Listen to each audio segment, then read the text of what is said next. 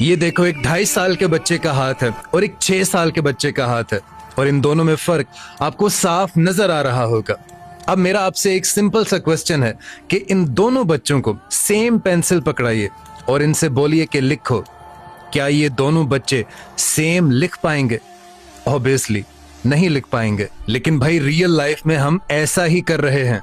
अपने छोटे बच्चे को कॉपी पेंसिल पकड़ाकर हम कहते हैं कि ये ए लिखो, इसको साफ लिखो, इसको सीधा लिखो, इसको लाइनों में लिखो, सुथरा लिखो।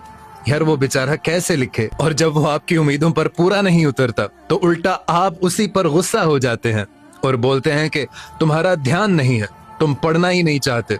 हमारा बच्चा पता नहीं क्या हो गया, इसको बच्चा स्लो है हमारा, और न जाने पता नहीं क्या क्या अपने बच्चे को आप बोलते रहते हो। लेकिन सच ये है कि उसका हाथ अभी रेडी ही नहीं है, उसके मसल्स, उसकी ग्रिप, उसका कंट्रोल अभी बना ही नहीं है। और शायद जोर जबरदस्ती करके आप उस बच्चे से लिखवा भी लें, लेकिन आप ध्यान में रखिएगा कि अभी उसकी बॉडी ने उसके लिखने वाले जो मसल्स हैं वो प्रोड्यूस ही नहीं किए हैं, वो बिल्ड ही नहीं किए हैं, और अभी उसकी बॉडी लिखने के काबिल है ही नहीं। और सिर्फ इसी एक रीजन की वजह से जापान, जर्मनी, फिनलैंड जैसी कंट्रीज में बच्चों को 6-7 साल की उम्र तक पढ़ाई लिखाई के लिए पुश किया ही नहीं जाता, बल्कि उनका जो मेन फोकस होता है वो रेसिंग की तरफ होता है, जंपिंग की तरफ होता है, प्लेइंग की तरफ होता है और सोशल एक्टिविटीज की तरफ होता है। लेकिन हमारा बच्चा जब 5-6 साल की उम्र को पहुंचता है तो उसकी कमर के पीछे 3-3, 4-4 किलो का बैग होता है कि भाई तू पढ़ जाके आला तालीम हासिल कर। और फिर एक और जुल्म भी हम अपने बच्चों पर करते हैं, छोटे बच्चों पर स्पेशली।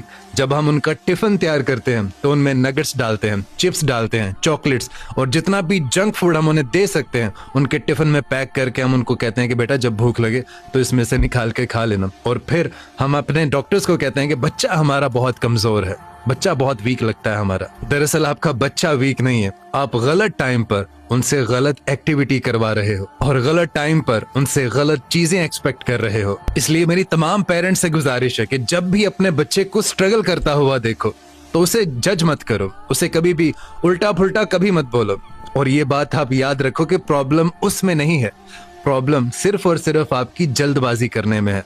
आप वक्त से पहले अपने बच्चे को बड़ा करना चाहते हैं, वक्त से पहले दूसरों से आगे निकल जाने को तरजीह देते हैं।